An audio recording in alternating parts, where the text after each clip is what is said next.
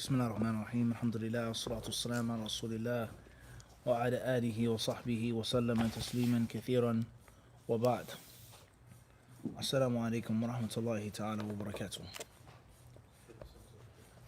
Other night a question came in regarding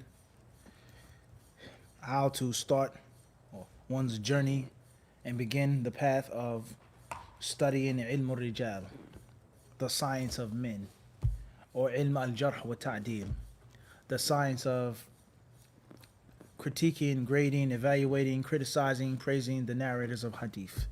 Okay, or ilm al-ruwat, or madat al-ruwat, the subject of narrators. They're different names and titles, all for the same subject. Ilm al-rijal, al-jarh wa ta'dil, or ilm al-ruwat. Khairan, inshallah. So the question that came up regarding this, inshallah, Abdul Raqib, please do me a favor. خذ كتاب علم الرجال نشأته وتطوره. علم الرجال. So the question came up about some of the books and how to start studying it for an actual talib of hadith, a disciple of hadith, haqqan. And inshallah ta'ala, I'm going to show you a few of the important books, some of the books that you can start off with, some of the books that you can take with you on your journey with regards to getting a basic grasp of the science, and inshallah, if Allah wants that for you, mastering the science. Bi-idhnillahi azza wa jal. Khairan, inshallah. That's first and foremost, before we start the actual session. So, ilm al-rijal or al-jarh wa ta'dil, just like any other science, is always going to be two-pronged or double-pronged. It's always going to have two main aspects or two tiers. One is going to be at-tanzir, and the other one is going to be at-tatbiq, or al-janib al-nadari wal-janib at-tatbiqi. So we have the aspect of theory, and then we have the aspect of practice. Nah? However you start off, because a person can start off practicing something and then learn the theory of it later. And sometimes that's best. Or the more traditional or conventional way is to learn the basic theory and then start practicing it. And of course, there are different levels of mixing and blending. Some people only learn 30% of the theory and then start practicing a little bit of the practice, or give and take. Okay?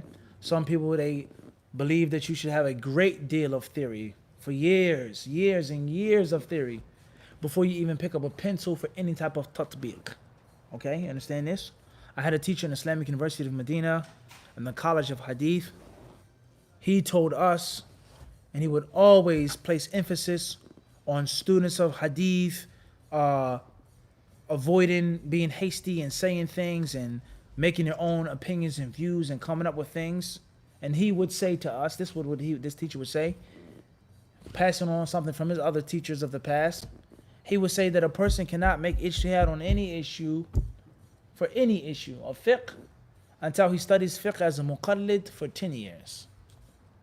10 years of just studying and following fiqh, then you can start branching off as a mujtahid. That was his view. Doesn't necessarily say we agree with that, but that was his view. To try to show you the point is that people do not agree on how much or the percentage of theory versus practice. A person may say, no, you only need 6 months of theory. And then you start taking small steps on practice. Or some may say a year of theory. Or some may say practice and theory what? Together. وهكذا. So with that being said, ilm al-rijal has a janib tatbiqi and has a janib al-nadari, or nadari then tatbiq. Everyone understand this? So I'm going to show you a few books, not all of them, but just a few books that pertain to al-janibain. Everyone understand this? So let's say we'll start off with the traditional way, which is al-janib al-nadari, the theory. This book, I think we've explained this, or not explained it, but presented the book to you before. This is one of the books that we studied in the College of Hadith in the first year, called Ilm al-Rijal. Nash'atuhu wa tatawuruhu. Ilm al-Rijal literally meaning the knowledge of men, the science of men, the math of men. And it says Nash'atuhu, its beginning, wa tatawuruhu, and its evolution. How it began, the basic fundamental principles, and how it evolved. And the author of this book is Dr. Or before that he says, من القرن الأول إلى نهاية القرن التاسع. From the 1st century to the end of the 9th century. So in the 10th century, the 11th century, he doesn't discuss that, and there's a reason why. All right, and the author of this book is Dr. Muhammad ibn Matar al-Zahrani. May Allah have mercy upon him, he died. He used to be a teacher and professor in the College of Hadith in the Jamia al-Islamiyya. All right, and this is a very important book, a very beneficial book. Alhamdulillah, we studied this book and other books in our first year of the college. And he's the same author of the book that we were explaining before, Tadween al-Sunnah. Tadween al-Sunnah, that we did a few times. Once in Toronto, once in Medina. And we also, I believe we showed you the book, Tadween al-Sunnah, right? Sheikh al-Zahrani, rahimahullah. So this is an excellent book for those who want to start studying Ilm al-Rijal as a theory. Then we have another book, which is very beneficial, not as popular, pertaining to Al-Jarh wa Ta'deel, and it's called Dirasat fil Jarh wa Ta'deel, Studies in Jarh wa Ta'deel. The author is Dr. Muhammad Diya Rahman Al-A'zami. Used to be a professor at Islamic University of Medina. I'm not sure if he retired or not. Al-Muhim, he was alive when I was there. Wasn't necessarily a teacher of mine. I don't think he was teaching in a school. I'm not sure. Al-Muhim, I bought this book, alhamdulillah, one day from a used bookstore, and it's an excellent book. And it's not as well known and in wide circulation as some of his sister books. And it smells pretty good. Take a smell. Take a whiff. See if I'm just exaggerating. It's nice, right?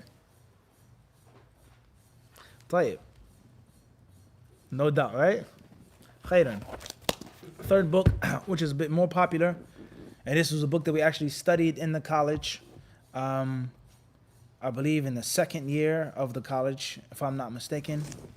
It's called ضوابط الجرح والتعديل مع دراسة تحليلية لترجمة إسرائيل من يونس ibn Abi Ishaq السبيعي.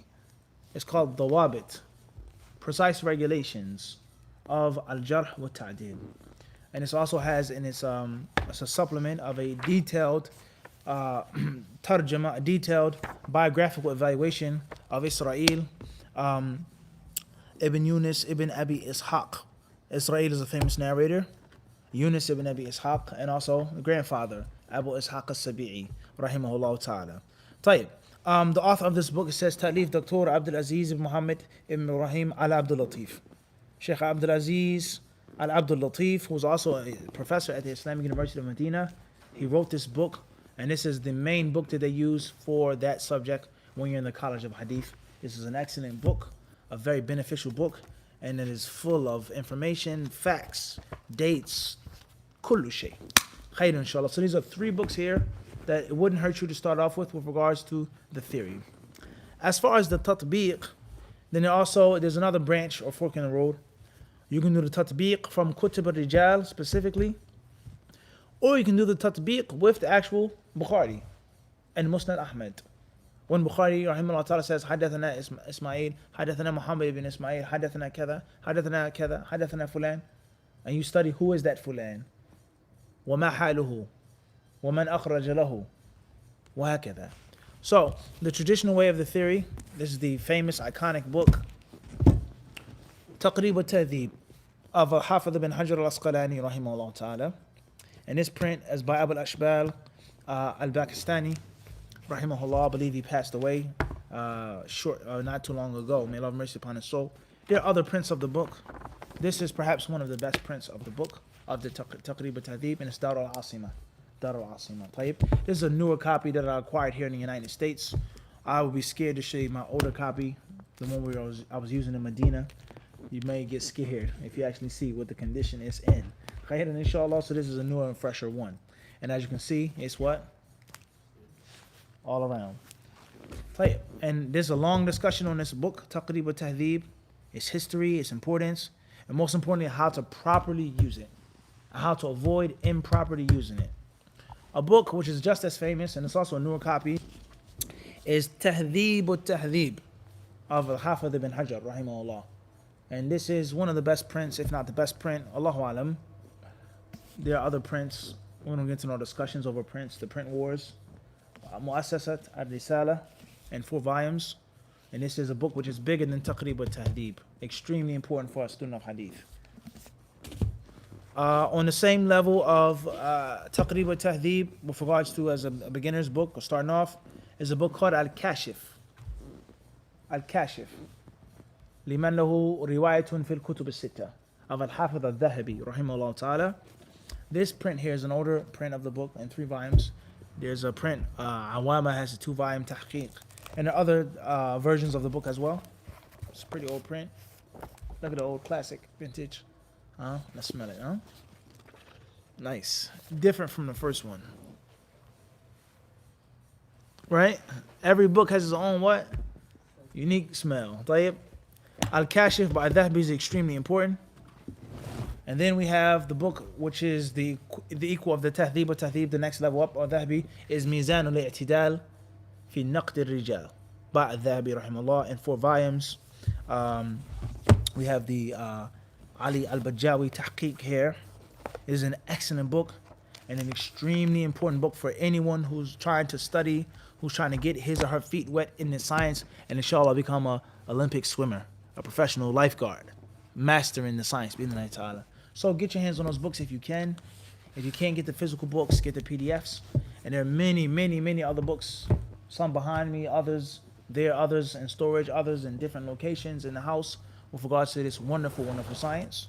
And it's very important for a student of knowledge to have a good understanding of theory and practice and to know how Allah Azza wa Jal used these men and women to preserve this deen. And last but not least, it's very important for us to understand what the ignoramuses, the ignorant people today have done of harm to this science and how they've tarnished it and disrespected it, and they have desecrated this sacred science.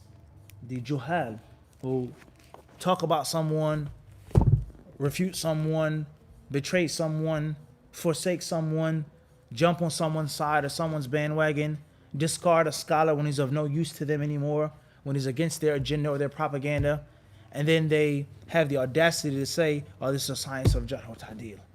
Unanimously agree that this sheikh is better than this one, and he's better than this one, and he's more precise and accurate than this one, so therefore we forsake him. And then a month ago or a year ago, they were saying the exact same thing for that sheikh against another sheikh. All right, those who have desecrated this noble science, and we say this openly and publicly, may Allah subhanahu wa ta'ala prevent them from doing any further damage or harm to the sciences of Islam. As we've said many years ago, alhamdulillah, the science of Jarh wa Ta'dil is not a science for some reckless, blabbering, ignorant fool talking about his dawah opponent. I don't understand this. That's not the science of Jarh wa Ta'dil. That's not what Allah Azza wa Jalla used to preserve the Sunnah and the Sharia. I don't understand this. So that's Allah Azza wa Jalla to keep it safe. And obviously, the more you learn of the science from the actual books and from the actual people of knowledge who are teaching the science as a science, the more you know what it is and what it isn't. And the less access that the people have to these books and the true teachers of these books, obviously they can continue to play games with the people and pull the wool over the people's eyes and use it to monopolize it and how they want it, forever base worldly gain. Okay, may Allah protect us from that and keep us sincere. Wallahu alam. Hopefully all you brothers and sisters can appreciate this, inshallah. Fadl. First question is from Atlanta. Initials SM. Would it be a sin to go against my mom in a case where I want to go to Egypt and learn Islam to be able to transition to Medina University, inshallah? She wants me to go learn dunya stuff first. I'm 20. Type question is from Atlanta, the initials? SM. From Atlanta, Georgia. In summary of the question, person wants to go study, mother wants him to study the dunya. Can he go to Egypt to then go to Medina, etc.? A very, very commonly asked question, huh? All the time we get this question. And we've answered it many times, and we'll say it in brief now. Most people today, their parents don't necessarily need their sons. Time is different, world is different. No one is milking a goat or a cow or a sheep. People work, they go, they drive, they have vacations, they have saved money, there's Uber Eats, etc. The dunya is very different than how it was back in the day. A woman, a father, a man, a person that can live without the direct service of their sons. Also, from the other aspect, with regards to seeking the ilm, which is fard ayn, the necessary mandatory knowledge, it's different than how it was back in the day when you had to travel to go learn. You can learn the basics of your religion in the comfort of your own home and the comfort of your own cell phone. You can learn the dururi ilm. So do you have to actually travel and leave and go to Egypt and leave your mother? So we have two sides now. The mother and the father doesn't necessarily need the son's service, And the son doesn't necessarily need to go study and travel to get the basic knowledge. So therefore, for argument's sake, the ilm that he wants to seek is a virtue. It's fard kifai. If the parents don't need him, he should go. If the parents just want him to be someone who's worldly or someone who has a professional in the dunya, which is not haram. It's not haram to be a doctor, to be successful, to have money. That's a good thing. Alhamdulillah. But he wants to study the deen. They don't necessarily need him. They only want him to do it their way, how they want to do it. He does not necessarily have to listen to them and obey them as long as they don't need his service. As far as just obeying your parents, and your parents are worldly, and your parents, they have no fear or concern. They're just worried about you fitting in with everyone else. I want my son to be a doctor. That's it. We have our money, we're taken care of, but my son has to be a doctor and not a scholar. I don't want him to be a fundamentalist or an extremist and so on and so forth. And there's a need for that ilm, even if it's not fard ayn. But there's a need for the fard kifaya knowledge among yourself and the people around you. Go seek the knowledge. Try your best to speak with them. Try your best to convince them. Try your best to be respectful to them, to explain to them the virtue of ilm, the nur of ilm. Try to get someone to be your in-between, an uncle, an imam of a masjid, someone. Bi-idhnillahi ta'ala. And if all goes wrong and they still say, no, you have to be a doctor, you have to be an engineer, you have to be this, you have to be that, and you know that the knowledge is a benefit for you and for your community, go seek the knowledge. And bi-idhnillahi ta'ala, and your success of the ilm, perhaps Allah will soften your mother's heart, open up your mother's heart, and it will take pride in you in the future. Bi-idhnillahi ta'ala. We've given many stories before. When we wanted to go overseas, we had family members that were skeptical. We had family members that weren't supportive. And alhamdulillah, they showed their support and their love later on. And Allah knows best. The bottom line is it's rough life. It's not an easy life. You have to make sacrifices. And every now and then you have to be ruthless when it comes to snatching the ilm. It's not simple knowledge. People's going to get upset at you. Someone's going to be mad at you. Someone's going to hate you. Someone's going to not be your friend anymore because you study with this person or you're this. What can you do? Wallahu alam. Next question is from London, UK. Initials MS. Do Arabs have general superiority in Islam? Question is from London. Do Arabs have general superiority in Islam? An-Nawawi rahimahullah in Sharh Sahih Muslim, he mentions that jins al-Arab khayrun min ghayrihim fil jumla. Nawawi says that the Arabs in general, as a whole, are better than the non-Arabs as a whole. And he used as a proof and evidence, just like other scholars, the prophets, the messengers, the ulama, the salihin, the early supporters of Islam, etc. So that's what some of the scholars of Islam say. The concept of Quraysh, the prophet's tribe, Banu Hashim, the concept of does the Khalifa of the Muslims, does the leader of the Muslims have to come from Quraysh? There are narrations that state that. There are ulama who stipulate that the grand Khalifa of the Muslims has to be Qurayshi. All right? So, Ahlul Bayt, different things like this, different virtues that they have in general. All right? That's in general. What some of the ulama say, what? In general. As far as every Arab person is better than every non-Arab person, I don't think no scholars ever said that. All right? As far as everyone who speaks Arabic or comes from a Middle Eastern country, are they Arabs? That's not historically accurate. And it's a very long discussion today on who is an Arabi. What necessitates someone to be an Arab? If you come from an Arab-speaking country, are you Arab? If you speak Arabic, are you an Arab? What's meant by that? The different types of the Arabs, al-Arab, al-Ariba, the Arab of the Badia, al-Arab al-Ba'ida, and the Arab al-Musta'riba, or al-Musta'raba. Okay, the different divisions of Arabs. Who's a real true Arab? That's a very long discussion. The people in the Gulf, what do they say about the people from Egypt? People from Palestine? What do people from Palestine say about the people from the Gulf? What do they say about the boys in Morocco and Sudan? It never ever ends. Oh, who's a true Arab? I'm related to the Prophet. I'm Sharif. I'm Siddiqi. I'm this. I'm that. It never stops. And it never ends. All right? At the end of the day, if we have some clear-cut defining points on who and who isn't an Arab, then that's what we stick with. And if not, then that's an open discussion. Okay? At the end of the day, inna akramakum indallahi atqakum. The most honorable of you to Allah is he who has most taqwa. Wallahu alam. Initials AA from Miami, Florida. Assalamu alaikum, Sheikh. If a night goes by and I become doubtful about missing a prayer from the previous day, should I make it up just in case? Question from Miami, Florida. A night goes by and I'm doubtful about missing the previous prayer. Should I make it up? It depends on what type of person you are. Do you always have doubts? Is it a doubt based off of something? Or is it just sheer doubt? Waswasa. As far as if there's a possibility, you know you slept, you woke up, you made wudu, you took off your socks, it's something that's tangible, mumkin. That's one thing. As far as if you normally make salat al-isha, you normally make fajr, you're normally praying, you don't have these type of thoughts, and there's something that really could have happened, you did oversleep, you did wake up, you were half drowsy, that's one thing. As far as just doubt, I prayed, did I make my salat, did I have wudu? Stay away from that. Wallahu alam. Initials WB from Overland Park, Kansas. Assalamu alaikum, Sheikh. Do you like coffee? Question from Overland Park, Kansas. Assalamu alaikum, Sheikh. Do you like coffee? Wa alaikum assalam wa rahmatullahi wa barakatuh. Yes, I do. I like coffee a lot. I enjoy it. Not as much as tea. Not as often as tea. But I like coffee. Its taste. And I also respect the culture of coffee. It's a culture just like tea, if not even more. Okay? Coffee, from my studies, Allah alam, is the second most consumed drink. No, the third most consumed drink in the world. First is water, then tea, then coffee, then I believe soft drinks. At the end of the day, coffee has a rich culture. I had many good friends in Medina that were like, real coffee disciples. I'm talking like serious. The bean, the way they grind the bean, the French press, the milk, the sugar, this and that, The best coffee I had in my life was coffee that was prepared from Ethiopia. Okay?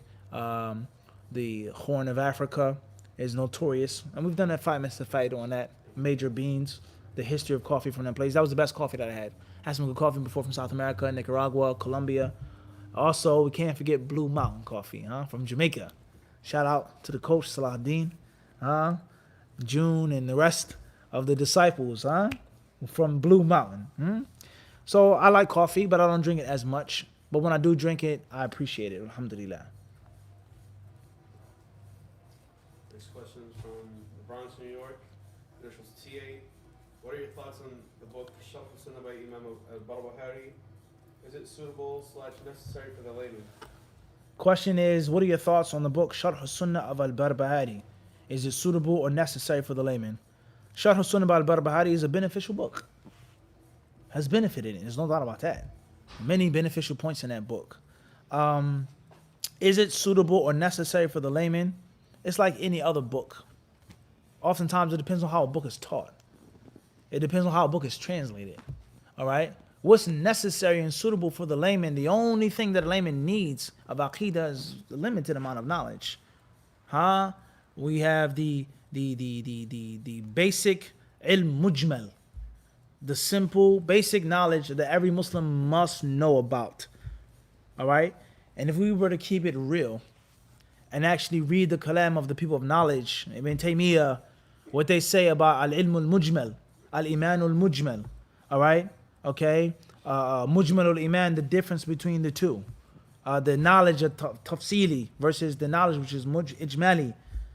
Many of the books that we have, many of the classes that we teach wouldn't necessarily be mandatory for the what? For the layman, all right? But as we said before, ilm is always a nur. It's always a benefit. The problem with Sharh al-Sunnah or any other book is when it's taught a certain way, when it's translated a certain way, when it is given in a certain way, and when the people use it recklessly. Recklessly. So first and foremost is to understand that Sharh al-Sunnah by Imam al-Barbahari, may Allah have mercy upon him, is like any other book besides the Quran al-Kareem that falls under the light of the profound wisdom made by Imam Shafi'i rahimahullah, Aballahu an yatimma illa kitabu. Allah refuses for any book to be completely perfect except for his. That's first and foremost. So a layman person is given a book and they're taught directly or indirectly. Of course, no one's going to say it's directly. This is a second Quran. As if it's being, this book, perfect, absolute, take it, implement it, spread it, force it down to people's throat, as if it's a second Quran. So that's not the fault of Barbahari, but that's the fault of the one who gives the layman person the book. Or Al-Barbahari rahimahullah ta'ala, and any other scholar, he writes something and he says something and they translate it in a way which is not accurate. Or it's accurate, but they don't put a footnote saying that this has a restriction to it. And this was an opinion of this companion and of this tabi and of this imam.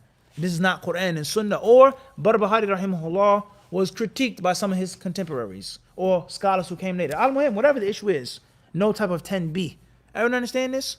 Last but not least, is the fault of the layman for being fanatical and reckless and taking something and running with it and then aggressively forcing it upon the next person.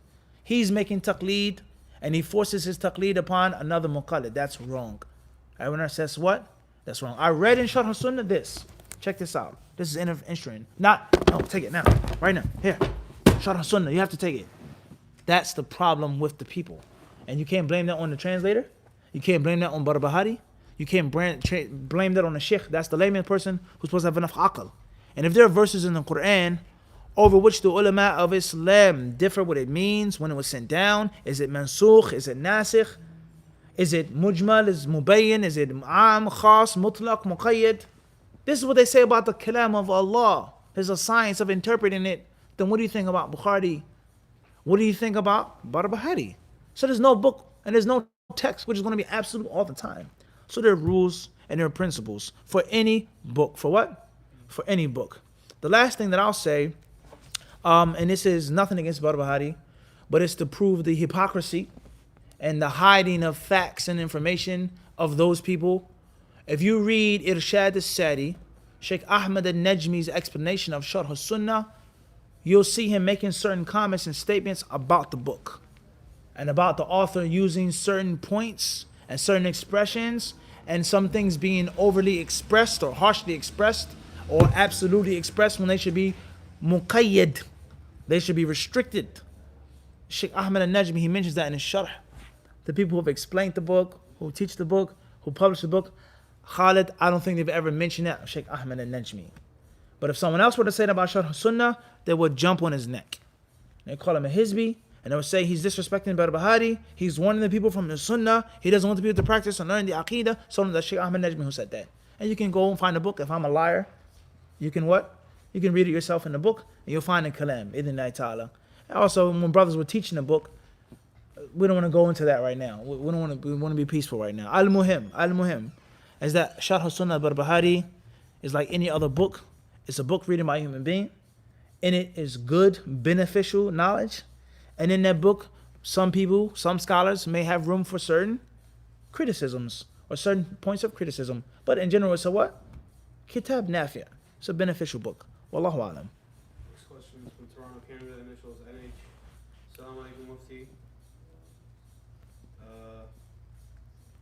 If I pray 2 rak'ah just before Fajr Salah, would that count as Salat al-Tahajjud? Also, is Salat al-Tasbih authentic? Questions from Toronto? No. With regards to making 2 rak'ah before Fajr, does that count as Tahajjud? A Tahajjud is the prayer that's made at night before the subh comes, before the morning comes. Any prayer that you make before Fajr is in is night prayer. Witr, Tahajjud, Qiyam, Tarawih, different names, period. Once Fajr comes in, there's no more Tahajjud or Witr. That's done, khalas. As far as, tayyib, that's the first part of the question, right? The second part of the question, say it again, please. Also, is Salat al-Tasbih? Is Salat al-Tasbih authentic? I wouldn't say so. Many of the ulama of Islam, they say it's not authentic. And that is extremely weak, if not what? Fabricated. Wallahu alam. Next question. Initials AG from Austin, Texas. Can you explain the conflict between Ahl al-Hadith and Ahl al-Ra'i in early Islam? Question is from Austin, Texas. Can you please explain the conflict between Ahl al-Hadith or Ashab al-Hadith and Ahl al-Ra'i or Ashab al-Ra'i in early generations or centuries of Islam? Jazakallahu khairan, a very good question. And it's very important, as we always say, to look into history and to study history for layman Muslims. Layman Muslims should know. Students of knowledge have to be strong in history. Scholar, you have to know how things became and begun and how they've reached the boiling point that we're at right now. How do we get Shia and Sunni, Ikhwani, Sufi, Salafi, Sururi, Salafi Jihadi, Salafi Madkhali? How do we get all these groups and schisms and so many different confusing views? How did it get like this? It's very important to understand the history. So in brief, with the time that we have right now, we know that the Messenger of Allah, alayhi salatu wasalam, he taught his companions. And his companions, they differed and they varied in their levels of understanding. As the Prophet clearly says, فَرُبَّ مُبَلِّغٍ أَوْ أَعْلَهُ مِنْ سَامِعٍ. He says, فَرُبَّ مُبَلَّغ أَوْ أَعْلَهُ مِنْ سَامِعٍ. أو كما قال. So different narrations and different versions of that narration. In the Hajjatul Wada', he told the people, لِيُبَلِّغُ الشَّاهِدِ مِنْكُمُ الْغَائِبِ. He says, let those who are here tell those who aren't here, right? And he said, فَرُبَّ, he says, those who get the message, yani second-handedly, they may have a better understanding than those who actually heard it. وَرُبَّ حَامِلَ فِقْهٍ لَيْسَ بِفَقِيهٍ. Those who have fiqh may not actually have it. So the Prophet, he says, spread on the message, pass on the message, and those who hear it from another person may understand it better than those who actually what? Who heard it directly. Naam? Tayyib. So this hadith shows us is that the people in their human nature differ in their level of fiqh, of fahm, and of hifd. And that was the case with the companions. Let alone those companions who took and who stood with the Prophet more than others. And devoted more of their time to the Prophet, like Abu Hurairah. Alright? The companions who were younger and then got the knowledge from the Khulafa, like Ibn Abbas. So therefore the companions, they're of different levels, right? When the Messenger of Allah died, we know that some of them stayed in Medina and others went to other places. Some of them went to Sham, some of them went to Misr, some of them went to Ifriqiya, North Africa, the West at that time, Iraq, Mesopotamia, Persia, etc. They spread out. And when they spread out, they begin, of course, to make da'wah to Islam, to teach al-Islam, to make jihad in Allah's cause, and establish Islam in these new lands and in these new regions. And when they did that, of course, they had students, disciples, people who sat at their feet, like they sat at the Prophet's feet. People who learnt from the Messenger of Allah ﷺ, then they learned from the Sahaba, right? So therefore, they had different students. And the companions, they had different fields of expertise. Some of them were masters of the Quran and its recitation. Some of them were masters of tafsir. Some of them were masters of fiqh. Some of them were masters of the narration, riwayah. And some had strength in all of those fields. Now, Ibn Abbas, Abu Hurairah, Ibn Mas'ud, Mu'adh ibn Jabal, Ubay ibn Ka'b, Zayd ibn Thabit, وهكذا. They had mandatus, right? So therefore, we had people in different lands such as Iraq, which has a very rich history. Mesopotamia being called the cradle of civilization. The Assyrians, the Sumerians. Study the rich history of Mesopotamia. And the different things that we do today were started or began in that place. And obviously in Iraq, there were ancient religions. Ancient religions. And from the most ancient of those religions was Zoroastrianism. Zoroastrianism, those who worship the fire. And those who says the al-aslain, the nur, and the etc. So when the Muslims fought, they gave dawah, they spread Islam, they stifled kufr, they set their roots, they planted their pegs, and they set up the tents of Islam in those lands. And then we had people who learned from the Muslims, we had people who hated the Muslims, and people who conspired against the Muslims, and people who wanted to destroy Islam from within. So there was a great amount of khilaf in Iraq, right? And from the khilaf that came from those early establishments were those who learned from Ibn Mas'ud and his disciples, and the disciples of Ibn Mas'ud, etc. Now, let alone the other companions who went to Iraq. So therefore, there are certain people who began to come, and there were new challenges to Islam, new challenges, things that never happened in Medina, ever. This was unheard of in Medina. It was unheard of in Mecca. It was unheard of in the peninsula. And now these things, they popped up, and the companions who remained, the tabi'een who are alive, when the tabi'een died, etc., the people begin to differ on how to deal with these issues. What should we do? Go back and ask, use our minds, make ijtihad. How do we deal with an issue that takes place that never happened before? Everyone understand this? That never happened before. So therefore, some people, they said, we should just stick with the text. Whatever in the Quran and the Sunnah, stick to it and take it, and that's it. And others, they said, rather we have to think. We have to deduce. We have to try to come to a conclusion, because this issue is not mentioned in the Quran and the Sunnah. This issue is not in the Hadith. This was unheard of to the Arabs, period. They would never have done anything like this, and it's a common practice right now in Basra, in Kufa, in North Africa, in Egypt, etc. So therefore, that's how the khilaf began. And some took an absolute view, the athar, the hadith, and others took an absolute view, the nadar and the ra'i, the mind, qiyas. And then there were those who were balanced, what? In the middle. The asl is kitab, sunnah, the hadith, but Just like anything else, we need some ra'i to understand it. Like Umar ibn Abdul Aziz said, خُذُوا مِنَ الرَّأِي مَا تَفْقَهُونَ بِهِ حَدِيثَكُمْ. Umar ibn Abdul Aziz, he said, learn the ra'i, the views and the opinions, the way of thinking, which will allow you to understand your hadiths. Like meat. That's the steak, the main course. But of course, you're going to need a little sea salt. You're going to need a little cracked pepper. You're going to need some seasoning to make the meat taste good. You're going to need a way to cook it and to prepare it. You can't just eat the raw meat. So the asal, the thing that fills you up is the what? It's the steak. That's the hadith. But you're going to need a little what? You're going to need some seasoning. You're going to need a way to prepare it. And that's the fiqh. You're going to need some potatoes on the side, some asparagus on the side. You're going to need something to eat with the meat. So therefore, there are those who are in the middle who are balanced. The asal is not ra'i. The asal is the hadith of the Prophet ﷺ. And if the Messenger of Allah ﷺ didn't say it's haram, then it's permissible. Unless the illah jami'ah. It's the same reasoning of that ruling. So the Prophet says, don't drink wine. We have a new type of wine, something that people are chewing or putting on their skin that makes them become intoxicated. It's also haram. But the qiyas is not the what? Asal. So there were those who abused ra'i. And they abused the qiyas. And they went too far. And they began to scorn the people of hadith. And look down upon them. And talk about them. And accuse them of being stupid and dumb and dense and thick-headed. And they're nothing more than donkeys who carry books. And then the ulama of hadith, they countered that. And they said, no, we are the chosen. Bi-idhnillah. The asal is with us. The Prophet said this. The Prophet did that. The Prophet congratulated the people who learned his sunnah. You guys have left the sirat al-mustaqim. And oftentimes, or perhaps some of those people, they may have went to extreme in pushing the ra'i away. And the correct way is the asal is hadith. And the ra'i supports it, expands it, and allows it to become flexible and timeless. Everyone understand this?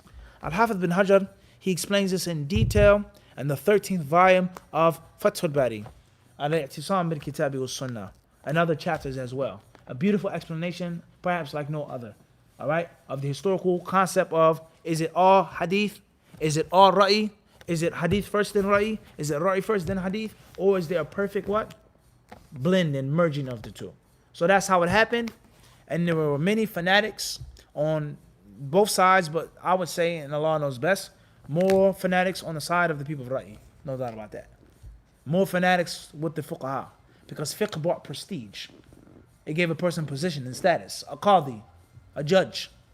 Okay? The last thing that I'll say about this in brief is that when I was in Islamic University of Medina, I had many classmates from different countries that would complain. Whether they were from Nuristan or Turkmenistan or Afghanistan or Niger or wherever they were from, whatever country, the pronunciation, wherever they were from, they would say, Sheikh, when I go back to my country, my degree will be useless. I can't use it in my country. They don't consider hadith degree to be anything. Sharia degree, he says, I'll go back to my country like Ibn Taymiyyah. If I have a Sharia certificate from Medina, I'm like Ibn Taymiyyah in my country. I can take the job here, the position there, the imam there, so on and so. Hadith, they can look at like, what are you going to do with that? Big deal. And we had other classmates from Pakistan and from India. They would tell us that there are different universities in India and Pakistan, not all, but some, in which they would study the madhabs for 3 out of the 4 years out of the program. And in the last year, they would read Sahih al-Bukhari in like a month. They would say, read it tabarrukan. Just read it for the barakah. Fiqh is not taken from Bukhari at all. There's no fiqh in Sahih Bukhari. And everything that you learn has to be Hanafi fiqh. That's it. It's a problem. When you start scorning and looking down upon hadith and the people of hadith and speaking ill of them. Everyone understand this? So this is what took place. And that's why Khatib Baghdadi rahimahullah wrote his book, Sharafu Ashab al-Hadith. The nobility of the hadith disciples. Right? So this is a piece of history. There were people who made up hadiths. They invented hadiths to support their madhabs, to support their imams, to talk down against the other madhabs and the other imams. That's what happened. And of course, the correct way is balance. But balance doesn't mean 50-50. Balance can be 70-30. All right? And as we said before, I can't think of a better example than that of the steak. You go to a restaurant because it's a steakhouse and not a salt house or a pepper house or a mashed potato house or an asparagus tip house. No one is looking for that. The steak is the asal. That's the meaty, mighty, weighty thing. And the other things are used to season it, to prepare it, to garnish it, and to complete it. Wallahu alam.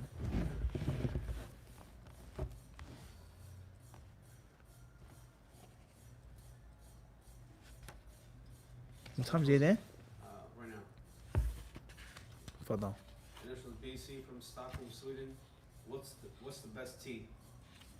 Question from Stockholm, Sweden. What's the best tea? That's a difficult question. I haven't tasted all the teas in the world. Obviously, best is subjective. Some of my personal favorites is oolong, tea guan yin, iron goddess of mercy. That's what they call it. Waliyadu billah, but that's what it's called. Okay, we're not here talking about aqidah.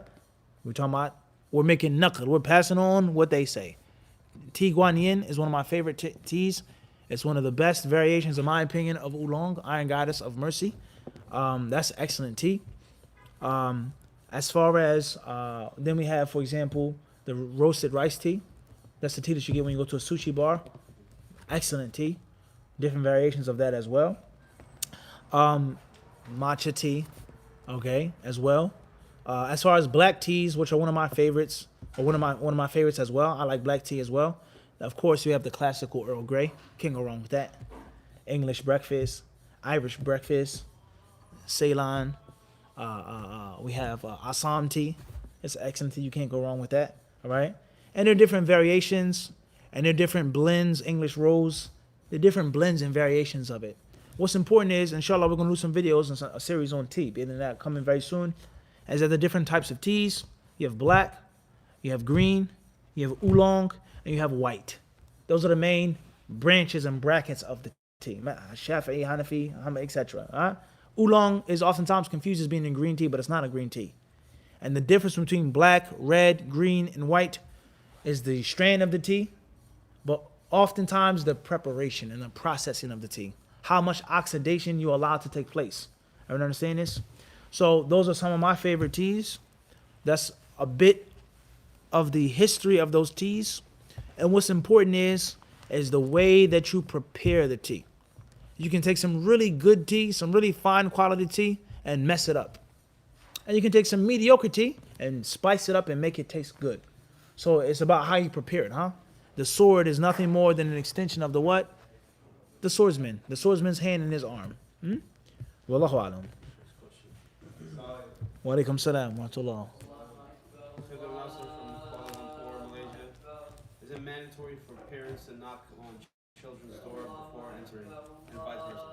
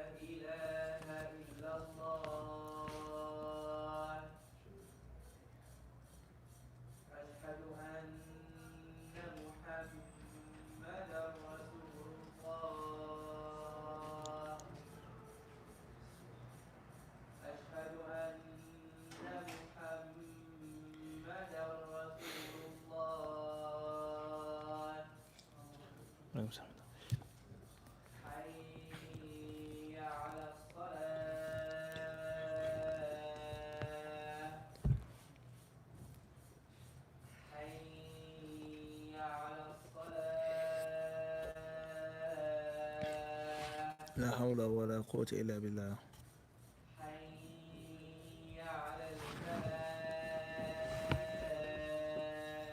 لا حول ولا قوة إلا بالله.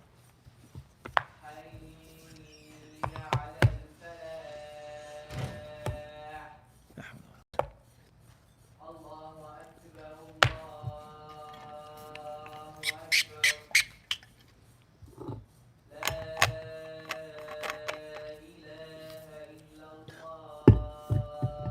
لا إله إلا الله اللهم رب هذا الدعوة التامة والصلاة القائمة آت محمدا المصير المتفضل وبارك صلى الله عليه وعلى آله وصحبه وسلم.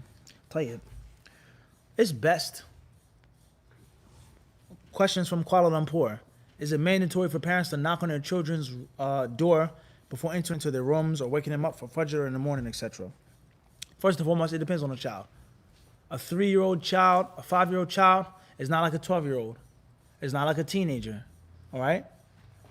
That's first and foremost. Secondly, a child who you don't have no grounds or reasons to have any suspicion or bad thoughts of them.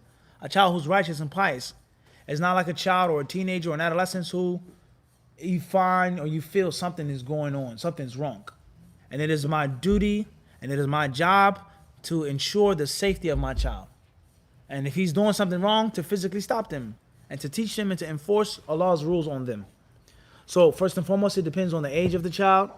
It also depends on the sex of the child, the gender, male versus female. And it depends on the lifestyle of the child.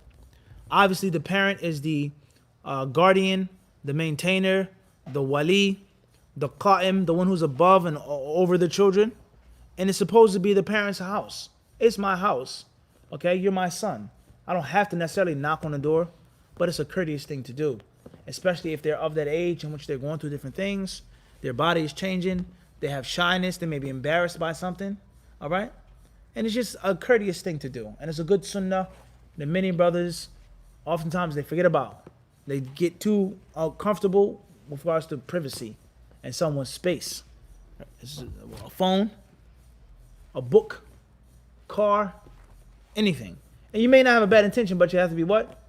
You have to be mindful. Your brother may be too shy to tell you, listen, Akhi, that's, I may have something I'm shy for you to see on my phone or in my car or anything. So just be mindful of that, okay? At the end of the day, if the parent feels that the child is doing something bad, then that's one thing. If the parent knows that the child is responsible and respectful, that's one thing. It's not going to hurt you to do what? Knock. Or push come to shove, even if you knock first and then open up the door. But as far as if the child is in his or her teens, there lies no doubt you should knock first. And only Allah knows what takes place and what happens from the gaze in the eye. As the Prophet ﷺ said, and he told the man, if I knew you were looking, I would poke your eye out. إِنَّمَا جُعِلَ الْإِسْتِئْذَانُ مِنْ أَجْلِ الْبَصَرِ. The only reason why we have to seek permission is because of the eye. And you don't know what you may see in a brother's house, a brother's phone, a brother's car. You don't know, and it's irreversible. What do the scientists say about how long it takes an image to leave your mind? That's if it even leaves. But the images that come and go, some of them say at least 2 years, just for that accidental image to leave your head. So you may see something which is unsightly, something, whatever the case may be, and it may never leave. You may have bad thoughts of your brother. Me and Khalid, we're good, we're cool.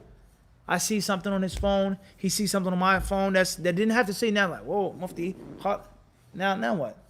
So there's wisdom in this, let alone the fact of the aura of the child. You may have a daughter, she's growing, a son who's growing and developing, and the shaitan may try to attack you.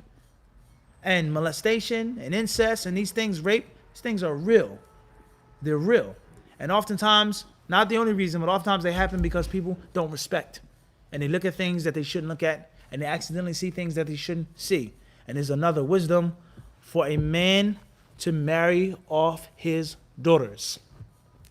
To marry off your daughters. You have a household, you have 5 grown women. Your wife, 4 women. How often do they argue? How often do they fight for space, for attention? I was in the kitchen first, I'm making the food, you're making the food, I'm cleaning, attitudes, this and that, menstruations is a reality. And it's unhealthy, it's not supposed to be like that. Let alone the fact that there's a grown man who's in the house and there are girls who are no longer girls, they have fully developed bodies that he's looking at and seeing, and things happen. Bathroom, someone leaves their underwear somewhere, someone leaves the door unlocked. This is reality, it happens. And shaitan is a clear and plain enemy. So it's never ever going to hurt you to knock the door or knock on the door. It's never going to hurt you to do that. Wallahu alam. Fadal.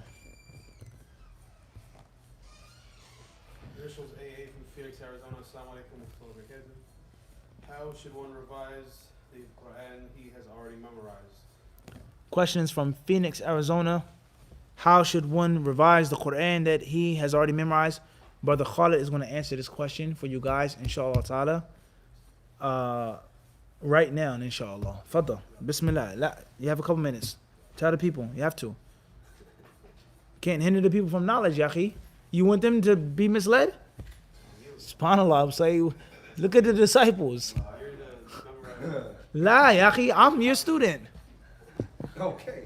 And you're the Tajweed master. Okay.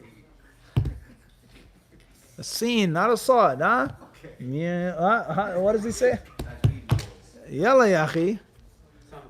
SubhanAllah. The brother refuses to share the knowledge with the people. At the end of the day, How to revise the Quran. It depends on what type of person you are. Can you multitask? Are you slow? Are you fast? Are you in the middle? And how devoted are you to the Quran? Are you working and doing Quran on the side?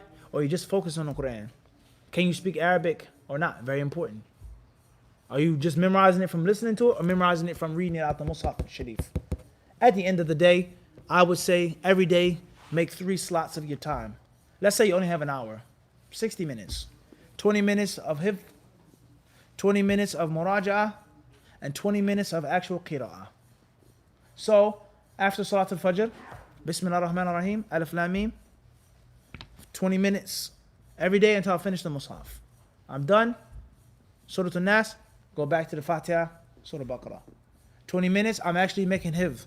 You make hifz, you make hifz. However your method of hifz may be. And 20 minutes of your friend holding the Mus'haf for you, or you testing yourself, and you start off Alif Lam Mim, you make a review. Every day, read, memorize, and review. If you memorize the whole thing, alhamdulillah, then obviously you have more time. You can do 30 minutes of review and of qira'ah. Not saying that hour is enough or good, but that's just a what? Just an example. All right? Also, you should memorize or you should review in which your mind is at rest. Some ulama say it should be a nice, comfortable place, a calm, cool sitting, not too many distractions, and you focus and you what? Concentrate. Last but not least is that you have to understand the necessity of review. And this goes out to me before anyone else. Review is very important. And if you don't make review, you'll lose it. And if you don't make review, you become rusty, you'll slip up. So you got to make a lot of review on the Quran, and it's a tremendous responsibility. Last but not least, if you want to kill 2 birds with 1 stone, if you want to maximize your time, then teach. And when you teach, you pay zakat on your ilm. You get the reward, inshallah, the hasanat, and you also do what? You're making review. So you're killing 3 or 4 birds with what? 1 stone. That's in brief. Brother Khalid, inshallah ta'ala, will give you more. Wa sallallahu sallam wa barak.